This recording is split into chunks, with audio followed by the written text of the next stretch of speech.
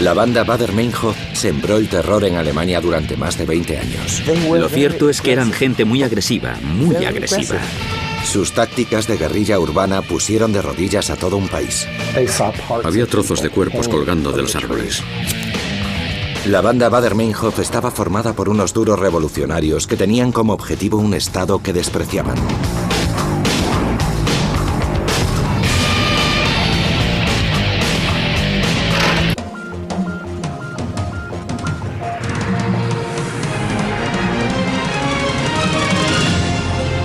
Biografía. La banda Baader-Meinhof.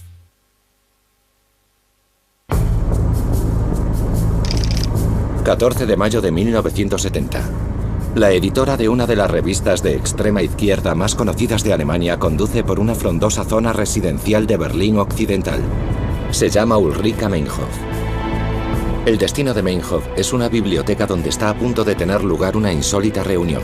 Ulrika Meinhof era una destacada periodista de izquierdas. La verdad es que era una persona muy conocida y creía firmemente en la revolución, en el socialismo. Increíblemente, la periodista estrella de Alemania es cómplice de una pequeña banda de activistas vinculados a la extrema izquierda. Son miembros radicales de la nueva izquierda de Alemania. El grupo está liderado por Gudrun Ensslin, hija de un pastor luterano y pirómano convicto. Se había propuesto cambiar la situación, cambiar las cosas y no solo hablar de la lucha contra el capitalismo. Llegó un momento en que quiso pasar a la acción. Al otro lado de la ciudad, en la prisión Tegel, el novio de Gudrun Ensslin se prepara para abandonar su celda. Andreas Baader cumple 3 años de condena por la colocación de una serie de bombas en 2 tiendas de Frankfurt. Un delito inspirado en un incendio accidental que tuvo lugar en una tienda de un centro comercial belga en 1967. Para su amante y conspiradora Ensslin, la vida sin su radical compañero era insoportable. En realidad lo que ella echa de menos es a su novio. Era un sentimiento muy fuerte y quería estar con él. Y eso lo mezcló con el fervor político. Necesitaba un general al que acompañar para liderar esta revolución. Gudrun Ensslin no está sola. Un pequeño grupo de revolucionarios también atraviesa Berlín. Han prometido lealtad a una mujer que va a radicalizar la izquierda alemana. El grupo que formó Baader fue en realidad un grupo de mujeres. Y no fue porque todas estuviéramos enamoradas de Baader. Lo hacíamos por Gudrun Ensslin. Todas éramos amigas de Gudrun Ensslin y lo hicimos por un objetivo común. Pero solo hay una persona que puede hacer su objetivo realidad. La editora Ulrika Meinhof, que les hará ese favor. Ya no le satisfacía su profesión como periodista. No le satisfacía su vida. Era una persona deprimida que tuvo una idea genial, es decir, llevar a cabo una revolución que lo cambiaría todo. Y lo hizo. Ulrika Meinhof llega al Instituto de Investigaciones Sociales de Berlín. Ha organizado una entrevista con Andreas Baader. El pirómano convicto ha conseguido un permiso especial para escribir sobre ciertos temas que preocupan a la juventud alemana. Dicho permiso se le concede solo porque la periodista Ulrika Meinhof ha accedido a ayudar al recluso en el proyecto. Es una decisión de la que las autoridades pronto se arrepentirán. Andreas llega. Le acompañan dentro. Una bibliotecaria sugiere que le quiten las esposas. Acceden. La policía le quita las esposas y Ulrika y él se ponen a trabajar. Pronto se produce un alboroto. 3 intrusos, entre ellos Gudrun Ensslin, han tenido acceso al edificio. Aterrorizan al personal de la biblioteca. Todo va según los planes. Hubo una gran conmoción. Uno de los agentes de policía fue a coger su pistola y el hombre, que tenía una pistola de gas lacrimógeno, le arrojó el gas a la cara. Este es el momento que Andreas Baader y Ulrika Meinhof estaban esperando. Una simple distracción permitirá escapar a Baader y también a Meinhof. Ella sabía qué iba a pasar, pero el plan era que ella se quedara allí sentada y que después dijera que simplemente había tenido una reunión con Andreas y que no sabía nada del plan de ayudarle a salir de la cárcel. Pero es demasiado tarde para eso. Alguien ha sido alcanzado por un disparo. Ulrika Meinhof se ve obligada a tomar la decisión que cambiará su vida para siempre. Agarra a Baader, corre hacia la ventana más cercana y salta. Inmediatamente, la prensa empieza a referirse a ellos como la banda Baader-Meinhof o el grupo Baader-Meinhof, por la conexión directa entre la famosa periodista vinculada a la izquierda, Ulrika Meinhof, y el famoso incendiario político Andreas Baader, al que ayudó a escapar. El salto de Ulrika Meinhof al mundo del AMPA berlinés fue un gran error. Se estaba uniendo así a dos aspirantes a terroristas que estaban a punto de poner a Alemania de rodillas. Fue un triunvirato de poder que dejó tras de sí destrucción y muerte. Una fuerte alianza política que terminaría en autodestrucción.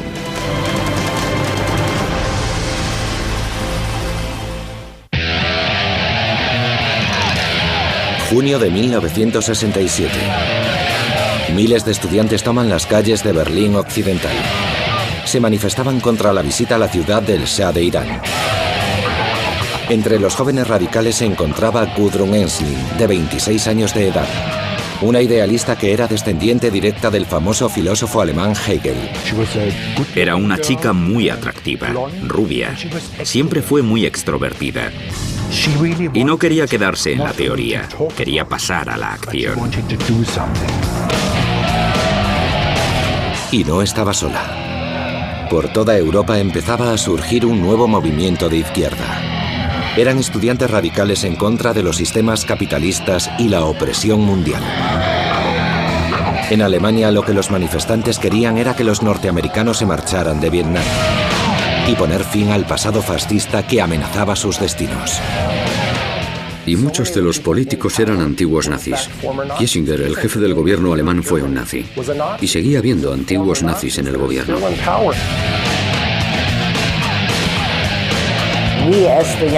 Nosotros, los jóvenes, queríamos seguir limpios y salir de todo eso. Lo que nuestros padres habían hecho fue un gran error. Mi hermano estaba en Berlín, así que yo fui a visitarle. Yo acababa de terminar de estudiar y me impresionó ver a todos aquellos jóvenes con pelo largo despotricando por las calles.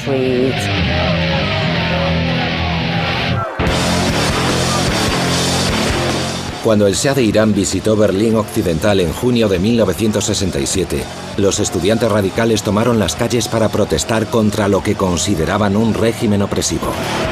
La policía alemana respondió con su propia opresión. Fue muy frustrante para los manifestantes porque los mantuvieron muy alejados del Shah de Irán. De hecho, el Shah no llegó a ver las protestas. Por eso esa misma noche dijeron, vamos a protestar donde esté, es decir, en la Casa de la Ópera de Berlín. Mientras el Shah disfrutaba de un poco de cultura berlinesa, los manifestantes y la policía se enfrentaban fuera. Muy pronto se produciría un desastre. Una bala de la policía alcanzó al estudiante Benno Onesor. Era su primera manifestación y ahora yacía muerto en una calle de Berlín. La joven radical Gudrun Ensslin estaba muy furiosa con unas autoridades a las que despreciaba. Creía que solo había una forma de lidiar con este tipo de violencia. Nos matarán a todos. Ya conocéis al tipo de cerdos a los que nos enfrentamos. Esta es la generación de Auschwitz. No se puede razonar con los que crearon Auschwitz. Ellos tienen armas y nosotros no. Debemos armarnos. A las pocas semanas, Ensslin conoció a alguien que hizo parecer posible sus ideas radicales de protesta. Andreas Baader era un insignificante criminal de 25 años que había dejado de estudiar y buscaba algo de acción. Se metía en líos constantemente. Formaba parte de círculos en los que podía tener un cierto efecto de Marlon Brando y por eso le respetaban. Salía con grupos de intelectuales en los que era el tipo duro. Bader era descarado, poco convencional e impetuoso. Y Ensslin estaba preparada para pasar a la acción contra un país que, según ella, apoyaba a los opresores de todo el mundo. Cuando conoció a Andreas Bader, supongo que conoció a alguien que no solo hablaba, sino que le dio la impresión de que podía cambiar las cosas. Lo que la pareja hizo fue atravesar Alemania hasta llegar a la ciudad de Frankfurt. Los aspirantes a revolucionarios estaban listos para poner sus teorías en práctica. La noche del 2 de abril de 1968, Ensslin, Bader y dos cómplices colocaron una serie de bombas en dos centros comerciales de Frankfurt. Era el tipo de activismo radical que a Gudrun Ensslin le interesaba. Era el tipo de acto criminal que Andreas podía llevar a cabo. A medianoche explotaron las bombas, causando destrozos valorados en 128.000 euros. Se podrían considerar los primeros pasos del terrorismo, pero en realidad lo que intentaban era hacerse oír. Era una reacción totalmente en contra de Vietnam. Creo que de alguna manera fue un acto muy egoísta. No fue solo decir, queremos un mundo libre y queremos llevar a cabo una revolución. Lo que querían era ser importantes. A las pocas horas, los incendiarios eran detenidos. Los juicios que siguieron parecieron ser bastante entretenidos para los implicados. Estaban fumando puros. De alguna manera, era una manifestación de lo que querían hacer. No solo habían puesto unas bombas en un centro comercial. Lo que querían era que la gente los escuchara, que la gente escuchara su historia. Y el juicio fue, de alguna manera, un teatro para ellos. Una condena de 3 años no consiguió aguar los espíritus de los aspirantes a terroristas. En esa época a la gente le enorgullecía ir a la cárcel porque eso demostraba que eran revolucionarios.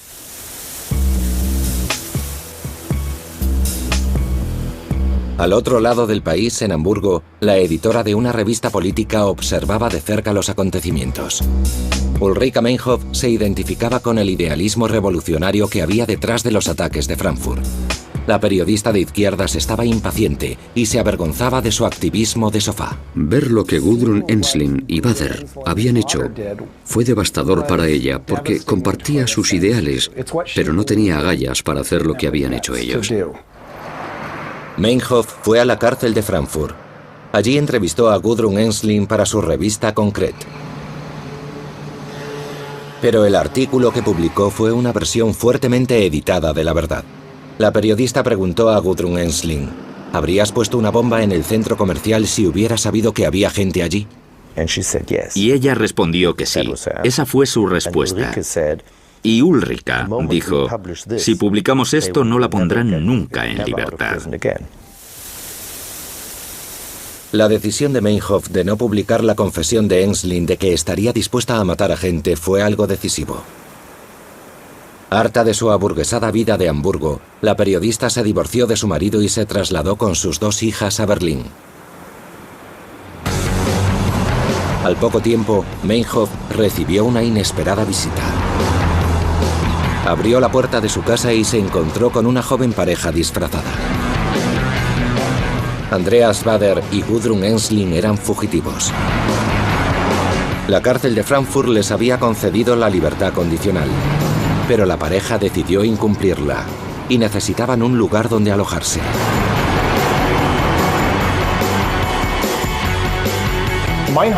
A Meinhof le emocionaba poder alojarlos porque estas personas habían hecho lo que ella no había podido, es decir, abandonar su vida y convertirse en auténticos revolucionarios. Pero pronto pedirían a Ulrika Meinhof algo más que un lugar donde hospedarse. Y esta se enfrentaba a una decisión que iba a llevarla directamente al corazón del mundo de Lampa. A los pocos días, la antigua editora se convertiría en la forajida más buscada de Alemania.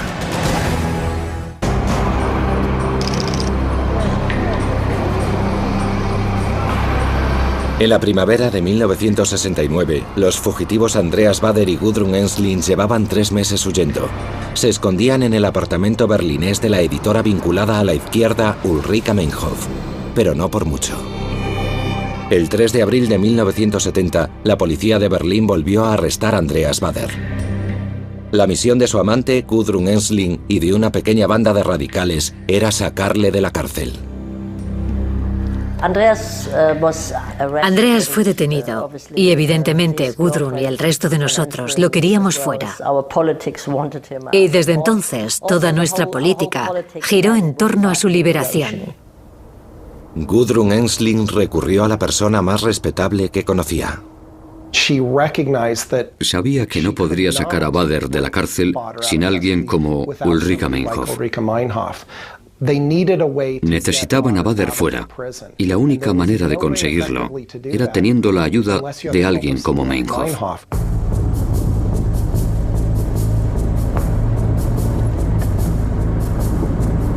Para la complaciente Ulrika Meinhof era una oportunidad de ganarse el favor de los revolucionarios que tanto admiraba. Algo le decía que tenía que ayudarle a salir de la cárcel, pero no creo que tuviera planificado convertirse en miembro de un grupo terrorista.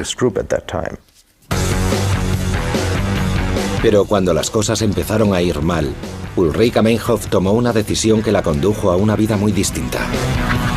Con la liberación a lo Bonnie y Clyde de Andreas Baader, Meinhof pasó de ser una respetada editora a la criminal más buscada de Alemania. Y ella redefinió el pequeño grupo de extremistas al que se acababa de unir. Imprimieron carteles de Se Busca, en los que ofrecían 5.100 euros por la captura de Ulrika Meinhof. Ella fue la que les dio importancia, ya que era una conocida intelectual que había dado un giro inesperado. Eso fue lo que les hizo importantes. A los pocos días de la huida de Andreas Baader, la antigua editora redactó su primer comunicado como nuevo miembro del grupo. El agresivo manifiesto dejó muy claro que la banda iba a operar bajo un nombre diferente. ¿De verdad creían los cerdos que íbamos a dejar en la cárcel al camarada Baader 2 o 3 años? Quien no se defiende muere. Que comience la resistencia armada. ¡Arriba el Ejército Rojo! Esto fue después de que el Ejército Rojo japonés hubiera atacado un aeropuerto israelí. Por entonces querían ser considerados parte de una facción, o una facción con un objetivo mayor, así que se inventaron un nombre inspirado en el Ejército Rojo japonés y de ahí su nombre. Los estudiantes eran muy radicales, se identificaban con los grupos de guerrillas de todo el mundo, y la idea principal era llevar a cabo la revolución y usar la violencia para iniciar la revolución.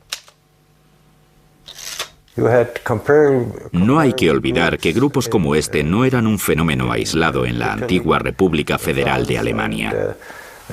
Había grupos parecidos en Italia, Francia e incluso en los Estados Unidos. La militancia era una estrategia política. Y todo eso pareció posible cuando un nuevo panfleto apareció en las librerías de Berlín Occidental. El manual del guerrillero urbano de Carlos Marighella era una guía para llevar las tácticas de guerrilla rurales a entornos más urbanos. Es un libro muy importante porque, fundamentalmente, es un manual de campo para librar guerras urbanas. Y fue muy emocionante para muchos de ellos porque empezaron a pensar que quizás podían librar esa guerra en las calles de Alemania.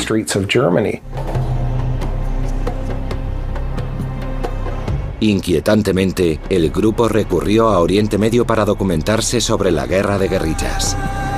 Andreas Baader, Gudrun Ensslin y Ulrika Meinhof pasaron varias semanas en un campo de entrenamiento palestino.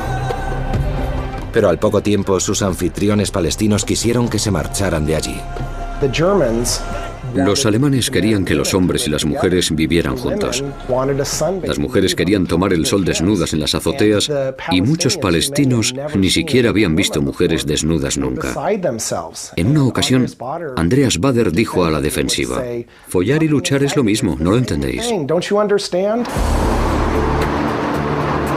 En el otoño de 1970, Andreas Baader, Gudrun Ensslin y Ulrika Meinhof regresaron a su vida clandestina en Berlín. El grupo estaba reclutando a nuevos miembros y era hora de poner en práctica las tácticas de Carlos Marighella. Fue bastante caótico. Se corría de un lado para otro intentando conseguir cosas muy simples como apartamentos, coches, munición, y para conseguir el dinero robaban bancos.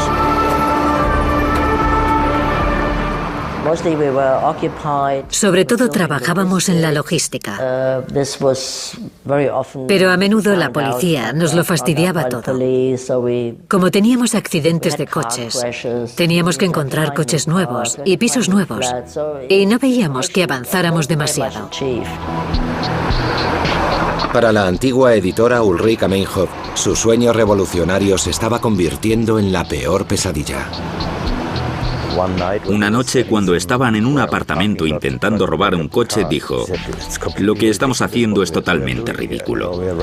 Vamos de un lado para otro robando coches para terminar en la cárcel. Así que, ¿qué sentido tiene? Sin embargo, no se fue del grupo, se quedó. La antigua periodista había abandonado todo para ser parte de una causa. Pero a pesar de prestar su nombre a la organización, Meinhof nunca formó parte de la banda. En el grupo Baader-Meinhof solo importaban dos personas, Andreas Baader y Gudrun Ensslin. El nombre de la banda, Baader-Meinhof, no era correcto.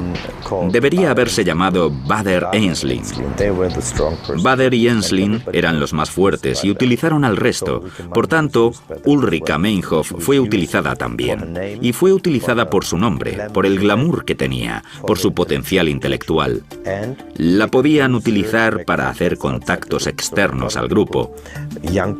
Por eso mucha gente, sobre todo gente joven, se unió al grupo, porque admiraban a Ulrika Meinhof.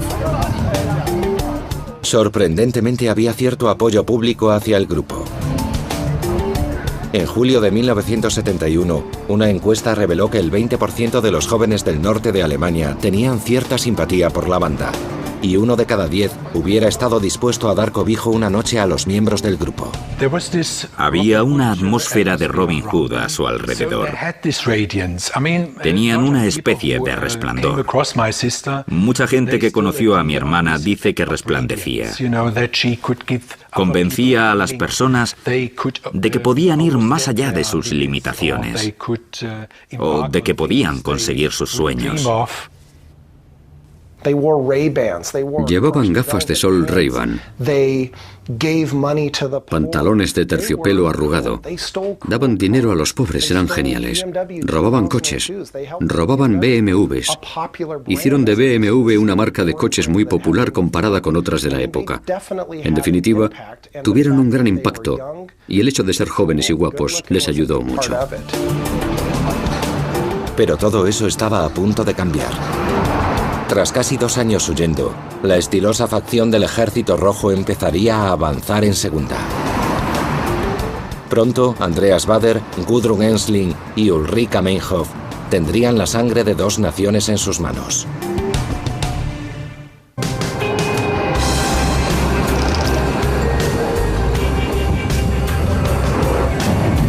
En abril de 1971, el grupo Baader-Meinhof emitió un comunicado redactado por Ulrika Meinhof. Fue un escalofriante manifiesto. El objetivo de la guerrilla urbana es atacar el aparato de control del Estado en ciertos puntos y dejarlo fuera de acción. Acabar con el mito de la omnipresencia e invulnerabilidad del sistema. Lo que querían era provocar una reacción violenta por parte del Estado que provocara a las masas. Lo que querían era una revolución social. Los líderes Andreas Baader, Gudrun Ensslin y Ulrika Meinhof habían estado operando en la clandestinidad durante casi un año. Pero la policía alemana les estaba rodeando. A la Oficina Federal de Investigación, una fuerza centralizada reestructurada, se le asignó la misión de seguir el rastro a la banda. Imprimieron 7 millones de carteles de Se Busca y los pegaron en todos los rincones del país.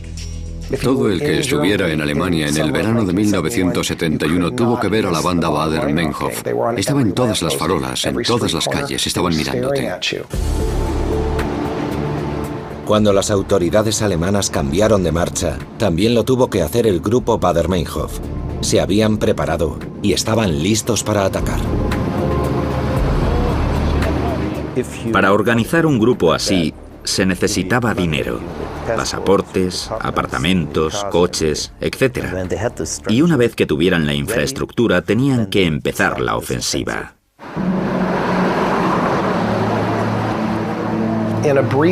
En un breve periodo de tiempo de 2 semanas hicieron volar comisarías de policía, mataron a 2 norteamericanos en Heidelberg, hicieron explotar una imprenta del grupo mediático Springer en Hamburgo. Fueron un par de semanas de una incalculable devastación, algo que Alemania no había visto desde hacía 30 años, desde la Segunda Guerra Mundial.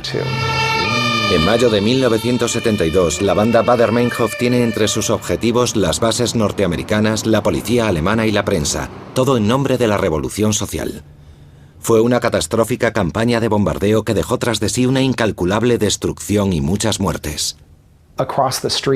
Al otro lado de la calle había trozos de cuerpos colgados de los árboles. Fue devastador. Tuvieron que recoger literalmente trozos de cadáveres. El principal objetivo de la policía alemana era lo que se había convertido en una caza de asesinos en serie. ¿Qué debería hacer el gobierno? Si hay un grupo de 20 personas robando bancos, matando y secuestrando a gente importante y no tan importante, ¿qué debe hacer el Estado? Todos los gobiernos del mundo intentarían que su policía los capturara. Y eso es lo que hizo el gobierno alemán. A los pocos días de las atrocidades, la policía alemana acorraló a Andreas Baader y a 2 de sus cómplices en un garaje de Frankfurt. Tras el primer intercambio de disparos, Holger Mainz, uno de los miembros de la banda, se entregó. Seguidamente, un francotirador de la policía disparó a Andreas Baader en la pierna. El asesino más despiadado de Alemania fue encarcelado. La banda Baader-Meinhof había fracasado en su intento de llevar a cabo una gloriosa revolución. Hubo muchos asesinatos que sembraron el terror entre los pocos que esperaban convertir.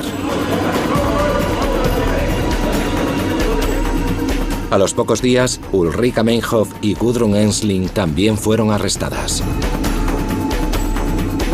Para Meinhof, el último giro de su drama revolucionario fue un golpe del que nunca se recuperaría. Había abandonado a sus hijos. Había abandonado todo lo que significaba algo para ella, todo en lo que creía. Y ahora todo eso había terminado. No quedaba nada. Literalmente no le quedaba nada. Fue algo devastador para ella.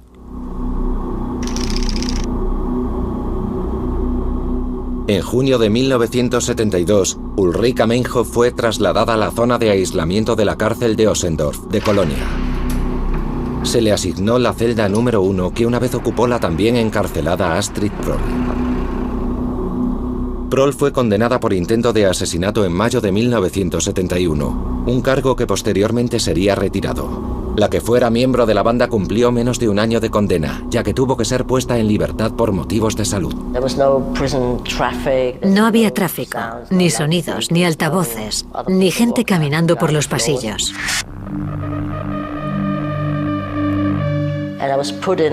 Me pusieron en un edificio completamente sola y me dejaron allí 4 meses.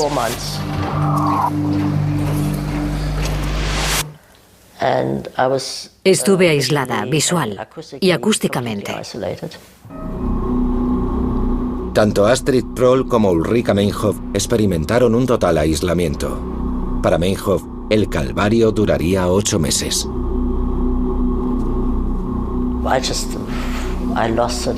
Perdí la cabeza. Me sentía fatal, muy alterada. Era como si me hubieran enterrado viva. Me sentía como si me hubieran enterrado viva y nadie fuera a ayudarme.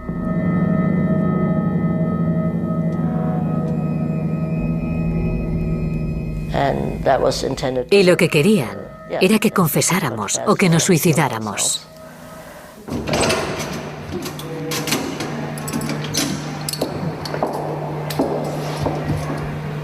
Para Gudrun Ensslin, la compañera revolucionaria de Meinhof, el encarcelamiento demostró ser una experiencia muy diferente.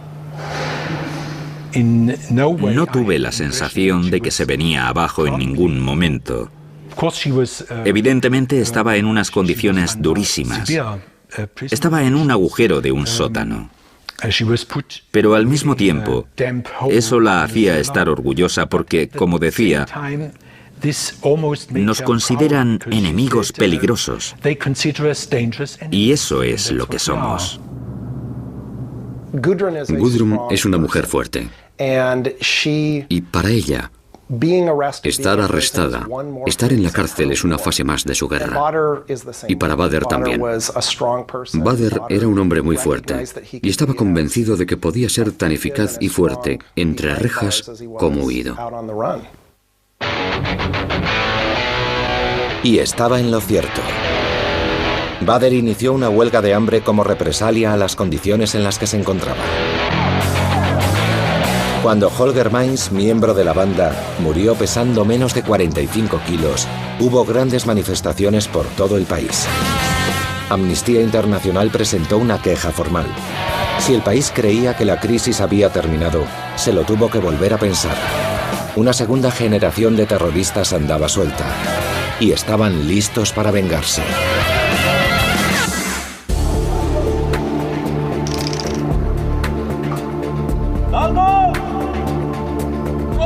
En el otoño de 1974, Andreas Bader, Gudrun Ensslin y Ulrika Meinhof volvieron a verse en la prisión de alta seguridad de Stuttgart. Sorprendentemente, el grupo fue trasladado a un exclusivo complejo del 7º piso. Se podían ver, se podían reunir, podían ir a la terraza del ático de la cárcel para salir al exterior. Les permitían estar juntos en sus celdas hasta 4 horas al día. Así que ya no estaban aislados, y hombres y mujeres estaban en un mismo complejo, algo que nunca había ocurrido en una cárcel alemana, y creo que en ninguna parte del mundo. El Estado cercó a sus terroristas más peligrosos en un lugar, y no estaba dispuesto a correr ningún riesgo cuando llegara el momento de juzgarles. En un campo que había junto a la prisión se empezó a construir un palacio de justicia de alta seguridad que costaría 9,5 millones de euros, pero les salió el tiro por la culata. Lo cierto es que no creo que fuera inteligente hacer un palacio de justicia para ellos, porque de alguna manera era como si les hicieran un monumento. Y desde el punto de vista propagandístico fue lo más estúpido que el gobierno pudo hacer.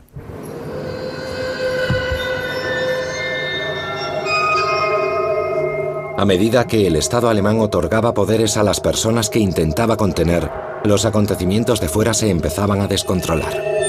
Una segunda generación de terroristas se preparaba para pasar a la acción. Querían liberar a los padres fundadores de la banda Baader-Meinhof.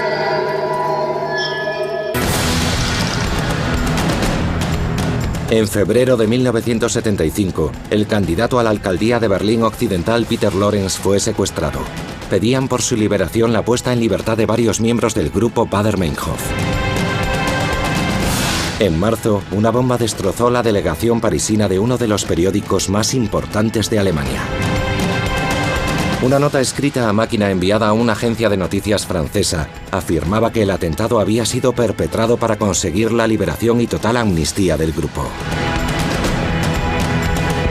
Unas semanas después, los terroristas se apoderaron de la Embajada de Alemania Occidental de Estocolmo, tomando a 11 rehenes. Exigían la liberación de todos los miembros de Baader-Meinhof y amenazaron con disparar a un rehén cada hora si no les concedían lo que pedían. 2 rehenes fueron asesinados durante la crisis, que terminó cuando un cableado causó una explosión prematura y el arresto de todos los terroristas implicados.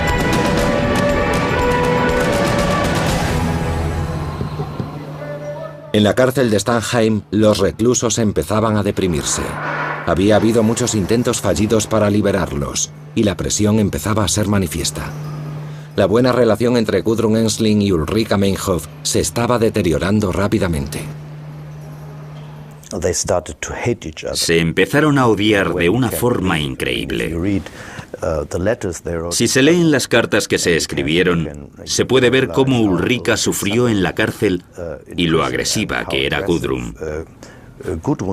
y cómo Andreas siempre estuvo del lado de Gudrun. Bader y Ensslin eran una unidad. Estaban muy unidos y siempre fue así. En cuanto a Meinhof, se sentían frustrados con ella ya que la gente se seguía refiriendo a ellos como el grupo Bader-Meinhof, a pesar de que Meinhof siempre había tenido un papel secundario en el grupo. Dicho eso, seguían estando juntos. Eran todos revolucionarios y tenían una causa común. Pero las diferencias internas hicieron que Bader se reafirmara como líder principal del grupo. Lo cierto es que eran gente muy agresiva, muy agresiva. Quiero decir, disparaban a la gente, pusieron bombas en un periódico y las hicieron explotar. Así que, si eran capaces de ser tan crueles, imagínese lo que serían capaces de hacer en una situación así.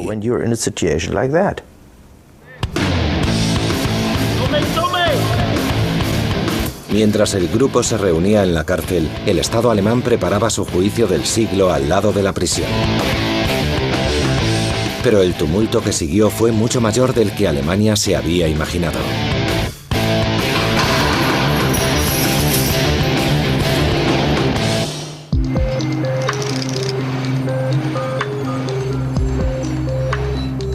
El 13 de enero de 1976 comenzó el juicio del siglo de Alemania. Andreas Bader, Ulrika Meinhof y Gudrun Ensslin fueron acusados conjuntamente de 4 homicidios y 54 intentos de asesinato, y hubo un cargo único de formación de asociación criminal.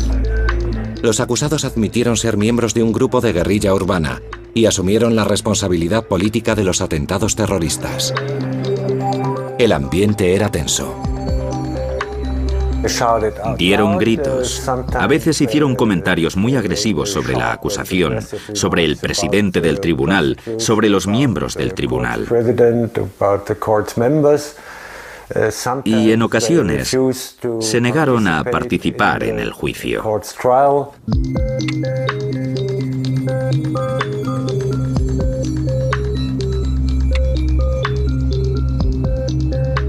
Mientras Andreas Bader y Gudrun Ensslin libraban una batalla política en el tribunal, Ulrika Meinhof se aislaba y deprimía cada vez más. Y parecía tener dudas sobre la revolución que había dado la vuelta a su mundo. Dijo en público, con los otros allí, ¿cómo puede el recluso mostrar a las autoridades que ha cambiado de posición, que ha cambiado de opinión? ¿Cómo lo puede hacer en un régimen de aislamiento? Para mí eso demostró que ya estaba muy alejada del grupo, que se veía a sí misma como alguien que estaba intentando salir del grupo. Pero nadie entendió eso en aquel momento. Ulrika había abandonado a sus hijos. De alguna manera no había hablado con ellos desde hacía mucho tiempo. Le quedaban muy pocos amigos. Ya no compartía ideales con Gudrun Ensslin. Bader era igual de mezquino que siempre. Y cayó en una depresión porque todo lo que había hecho no había servido para nada.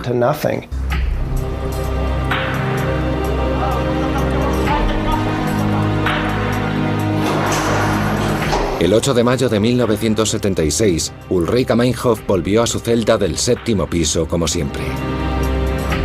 Esa noche, la famosa periodista estrella alemana rompió su toalla en tiras e hizo un lazo en uno de los extremos. Ató el otro extremo a las rejas de su ventana, se subió a una silla, introdujo la cabeza por el lazo y saltó. El día siguiente era el Día de la Madre. Se suicidó porque sabía que era la única manera que tenía de salir del grupo. Sabía que se había equivocado. Estoy seguro de ello. Comprendió que se había equivocado y la única manera de alejarse de ellos era suicidándose.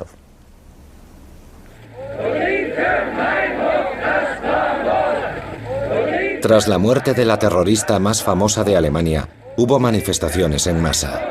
Y había quien afirmaba que Meinhof no se había suicidado. Bader, Ensslin y todos los demás aseguraban que había sido asesinada. Desde el punto de vista político era importante manifestar que la habían asesinado. Aunque pareciera que se había suicidado, siempre podían afirmar que, bueno, el Estado la había llevado a ello.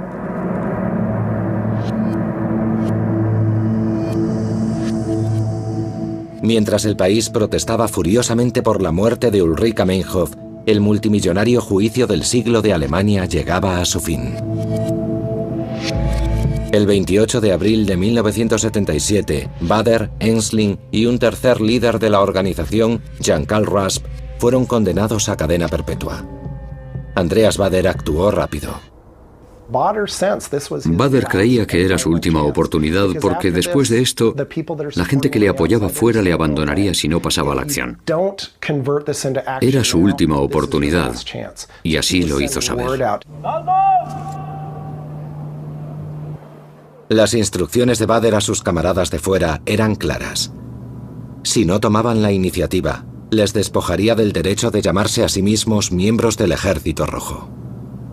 Fue una amenaza que inició 44 infames días de terror que se conocerían posteriormente como Otoño Alemán.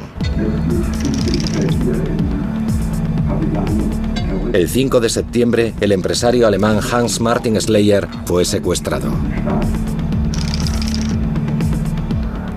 5 semanas después, un Boeing 737 de Lufthansa con destino a Frankfurt fue secuestrado con 91 pasajeros a bordo. 2 grupos terroristas. Una exigencia. La liberación de la banda Baader Meinhof. De alguna manera, este otoño del 77 se puede comparar al 11 de septiembre de los Estados Unidos, porque fue la única vez que las autoridades alemanas fueron atacadas desde dentro. Y el ataque fue llevado a cabo por la juventud del antiguo país, y eso fue un gran golpe. La segunda generación de la facción del Ejército Rojo estaba sembrando el terror en el país de una manera en que Andreas Bader, Gudrun Ensslin y Ulrika Meinhof no habían hecho. Las apuestas habían subido. Se trataba de un terrorismo profesional que se había originado en el crimen internacional, pero no fue suficiente. Cuando la crisis de los secuestros terminó, también terminaron las esperanzas del grupo Baader Meinhof.